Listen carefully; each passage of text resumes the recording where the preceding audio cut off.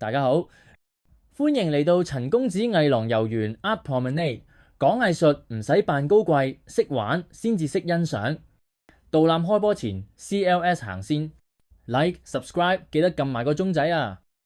文藝復興嘅黃金三角集齊咗三個完全唔同嘅人生同性格，簡直係藝術史上最精彩嘅一場天團對決。上一集本公子就同大家認識咗嗰位交貨睇心情，搞到老闆頭都痛埋嘅達文西，簡直係最令人嚮往嘅變態佬。今集就重點八卦下另外兩位巨匠米開朗基羅，就係實力超勁、技術無敵，但性格孤僻到冇人頂得順嘅最唔討好嘅 I 仔。至於另一位主角拉斐爾，佢就係高顏值啊、高情商啊、高效率啊，但係早死嘅人生勝利組。呢三種人生喺藝術史度形成咗最奇妙嘅對照組。喺我哋深入拉斐爾同米開朗基羅嘅愛恨情仇之前，再定調一下達文西。始終佢嘅唔負責任同拖延症係襯托另外兩位極端工作模式嘅最佳背景。從老細角度嚟睇，達文西簡直係文藝復興史上最唔靠譜嘅一方。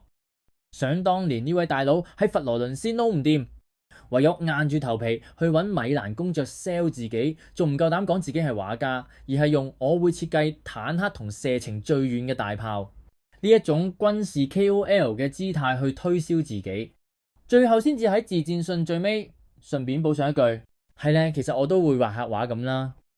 結果點呢？公爵交俾佢嘅嘢唔係城牆設計，就係武器改良，全部都係啲冇辦法實現嘅天馬行空 FF 幻想。最經典就係嗰尊巨型嘅騎馬雕像，佢只係用泥膠做咗個圓形，跟住就好瀟灑咁樣，冇晒下文啦。雖然佢留低咗堆積如山嘅筆記，但係大佬你件成品呢？佢呢種交差能力負分嘅致命缺點，竟然憑住一幅蒙娜麗莎一秒洗白，一炮成名。世人唔單止唔再鬧佢拖延，反而覺得佢呢種不為五斗米折腰嘅爛尾任性係自由灑脫嘅極致。所以達文西呢位拖延症始祖就成為咗藝術史上最令人嚮往嘅變態。離開達文西呢位任性大叔嘅自由國度，就同接住落嚟我哋要講嘅兩位巨匠形成咗極致嘅衝突。首先要帶大家認識一下呢位工作狂米開朗基羅，一個孤傲嘅肌肉控變態佬。跟實我陳公子，我哋一腳踩入米開朗基羅嘅孤傲地獄啦！呢位可以話係最唔討好人嘅變態佬，由佢嗰幅憂鬱又充滿皺紋嘅肖像畫就睇得出。佢嘅個性相當偏激，生得唔靚仔唔係罪，不過好難相處就肯定係個狠角色。佢俾人嘅感覺係孤傲認真，但係絕對唔討好，簡直係認真到令人心痛嘅類型。但係如果單純比實力同勤勞，佢絕對係三巨匠之中嘅冠軍啊！佢流傳落嚟嘅傑作數量係壓倒性地多，而且佢活到88歲，喺當時嚟講已經係人瑞。呢點亦俾咗佢有更多時間去折磨自己。佢嘅代表作就係梵蒂岡嘅西斯丁禮拜堂天頂壁畫《創世紀》，規模超級巨大，足足有36米乘13米。佢竟然差唔多係自己一個花咗4年時間完成。據講佢因為呢4年一直惡起個頭畫畫，搞到條頸都直埋得唔翻落嚟。佢簡直係用條命去證明自己係個凡事親力親為嘅極端工作狂。呢種極端嘅性格令佢成為咗藝術圈嘅曲高和寡表表者。佢完全唔相信人，甚至連同期喺梵蒂岡工作人緣超好嘅拉斐爾特登走嚟參觀，仲讚佢俾個叻佢。米開朗基羅竟然可以好唔客氣咁反問：我睇你係想嚟偷師學我嘅技術係嘛？佢對人嘅不信任程度咧，已經去到變態嘅境界。佢呢種完全唔相信合作夥伴同部下嘅態度，雖然造就咗作品嘅完美度，但亦令佢孤立無援。佢嘅偏執甚至延伸到材料採購。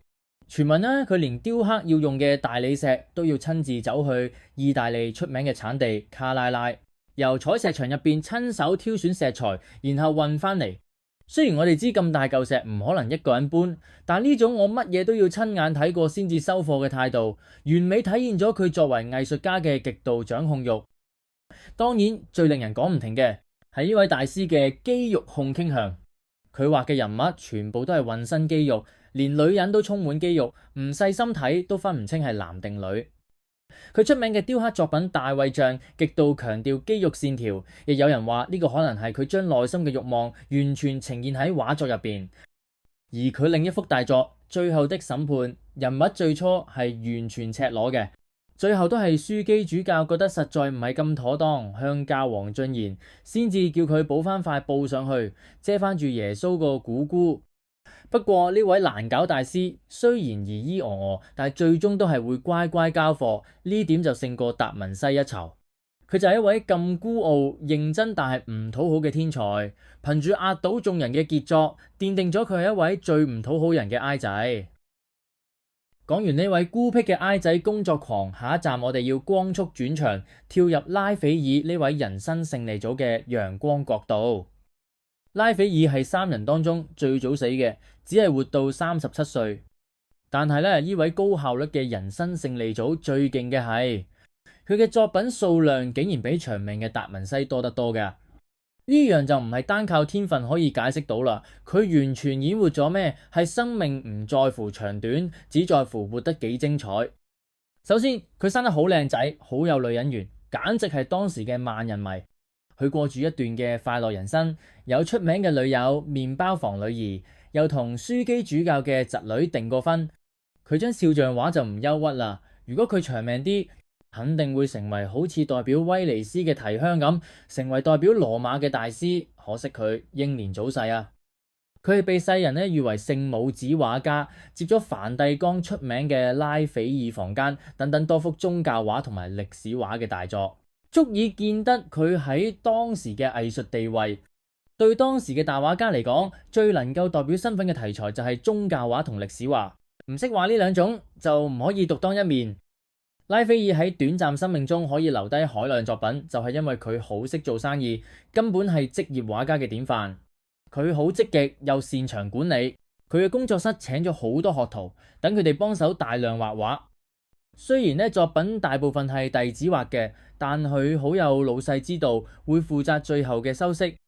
咁即係都算係出自佢手嘅作品啦，至少個嘜頭都係拉斐爾。佢交遊廣闊，好有社交手腕，所以先有咁多人揾佢訂畫。呢方面係另外兩位巨匠完全追唔上嘅。喺技術層面上，拉斐爾嘅角色係集大成嘅實踐家。佢所代表嘅西洋古典繪畫最大特徵就係透視法同明暗對照法。呢啲技法雖然由達文西奠定理論，但拉斐爾係將呢啲理論完美實踐嘅人，為後世幾百年嘅西方繪畫奠定咗堅實嘅基礎，令佢嘅作品成為後世嘅標準範本。佢喺梵蒂岡嗰幅著名大作《雅典學院》更係呢位社交王展現玩心嘅傑作。佢將當時最受推崇嘅哲學家柏拉圖畫到成個達文西咁嘅樣，而厭惡世俗又難相處嘅哲學家克拉克里特自然係由米開朗基羅扮演。佢自己就扮成古希臘畫家阿佩萊斯啦，喺畫嘅最右邊。佢呢種將自己藏入畫中，又偷偷將兩位競爭對手擺入角色嘅做法，真係充滿玩味同高情商嘅幽默感，搞到幅畫充滿晒話題性。果然係識玩先至識欣賞。雖然佢係人生勝利組，但係心裏邊可能都偷偷羨慕嗰位自由自在嘅大叔達文西。拉斐爾成日都接到要畫聖母子嘅訂單，可能好羨慕達文西可以次次都挑戰新事物喎。畢竟佢訂單太多，接咗單就非畫不可，冇得好似達文西咁任性爛尾。而米開朗基羅雖然孤僻，但佢嘅孤傲亦令佢可以無拘束地完成嗰啲超越人體極限嘅巨作。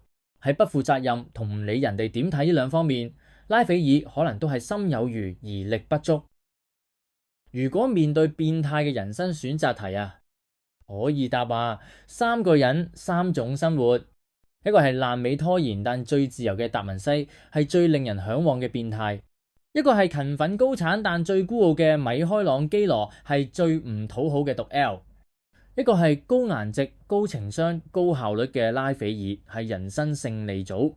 不過就算三巨匠喺藝術上有幾高成就都好，佢哋三個都係冇結婚嘅單身狗。